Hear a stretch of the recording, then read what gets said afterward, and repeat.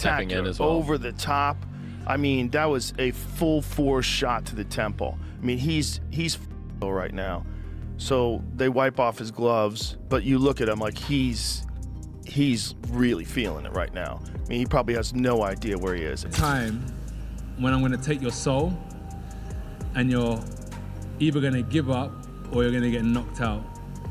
And unless you have that instinct, you just will never be a good fighter. It's likely that one big shot's going to land if the guy's not throwing other shots. So I thought with less artillery in the air, less bombs in the air, that the guy would have a chance to get to later round. Joe Rogan reacted to Jake Paul's knockout loss with laughter alongside Anthony Joshua, describing the fight as a clear mismatch from the very beginning. Rogan explained that Jake is accustomed to facing retired fighters or MMA opponents, not a legitimate Olympic champion heavyweight. He emphasized that Joshua operates at an elite level and competes far above Jake's natural weight class. From a realistic boxing standpoint, Rogan said the outcome was obvious long before the opening bell, and the result merely confirmed what most experts already expected. Well, realistically, it's one of the craziest propositions of all time. You take a guy who just had a boxing match that looks like a sparring match with a 58-year-old Mike Tyson, and then you're going to fight one of the absolute scariest knockout artists. After the fight, Anthony Joshua delivered a blunt post-fight assessment, stating that the knockout actually spared Jake Paul from further harm. Joshua explained that if the fight had gone on, he would have systematically broken Jake down both mentally and physically. In his view, the early finish prevented significantly more damage inside the ring. It's psychological. And when you understand the psychological warfare, I did say to you that, Jake, what's going to happen? I'm going to see a time when I'm going to take your soul, and you're either going to give up or you're going to get knocked out. And unless you have that instinct... The idea of Anthony Joshua being linked to a so-called circus fight against Jake Paul immediately split opinion across the boxing world. Many viewed it as entertainment rather than a legitimate sporting contest, given a massive gap in size, experience, and pedigree. Joshua is a two-time heavyweight champion and Olympic gold medalist, while Jake Paul is still developing as a boxer. Critics argue the matchup was designed more for attention and numbers than for competition. Simon Jordan reacted strongly after Joshua knocked Jake out, calling the entire event harmful to boxing's credibility. Straight after the fight, I heard the question being posed to Joshua, will he now fight Fury?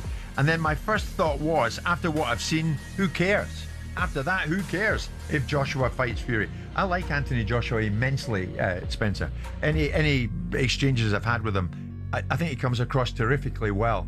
But I fail to see where it's taken us, where it's taken him, other than hugely increasing his bank balance. You know, I really fail to see what this has done. Well, it's done nothing, but he was going to fight in November, like I said, and he's just gone in there against Jake Paul. What has it done for his legacy? Absolutely zero. But it was, you know, he's earned a lot of money doing that. And he's going to go again, and he's going to fight possibly February, March, and then there's that Tyson Fury fight that's looming that could happen in September, whether Tyson Fury decides to come out of retirement or not come out of retirement. For Anthony Joshua, he's earned a hell of a lot of money. This is prize fighting, and that's what it's all about. And that's what he's done. Jordan continued by arguing that these types of fights blur the line between sport and spectacle, pulling focus away from meaningful competition. He stressed that Joshua has already secured generational wealth and an enduring legacy, meaning he has no need for novelty bouts. Even if a long-awaited Tyson Fury fight never materializes, Jordan believes Joshua's financial security makes retirement a realistic option. That apart, Spencer, 6 rounds to get Paul out of there. Reputationally, how does it leave AJ? Well, thankfully it didn't go to points, because I think that would have been a disaster for Anthony Joshua. I think that he needed to get the job done inside the distance, you know, and he done it. Look, he could have done it at any given point. I think that he could have cut the ring off whenever he wanted to and got Jake Paul out of there. He took his time on that. He allowed Jake Paul to run around like a rabbit and throw the occasional shot from time to time, and I think he only landed one clean punch, didn't he, Anthony Joshua? And that was the one that broke his jaw in 2 places. But I mean, you said, did you not, to us in this very studio the other day, he's got to get him out of there in round 1. I did. Otherwise, what we see.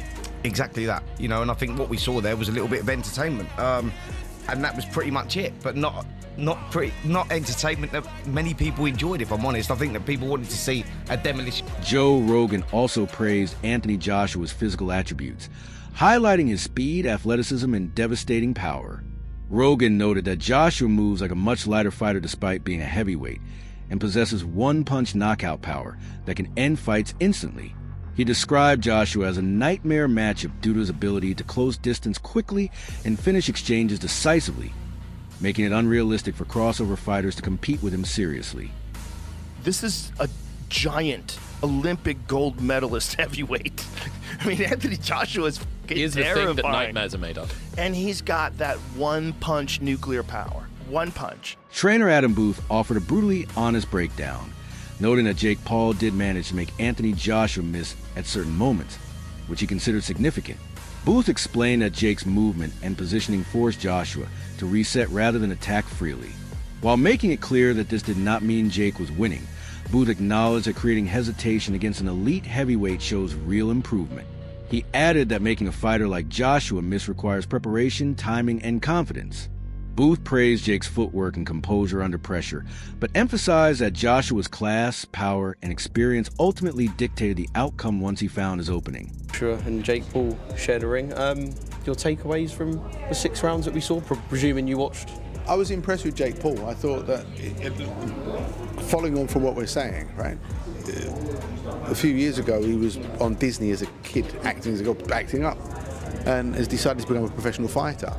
That takes balls, but he's obviously striving to be as good as he can be. You can see that in the way that he moves, the way that he is developed in how he's punching and performing.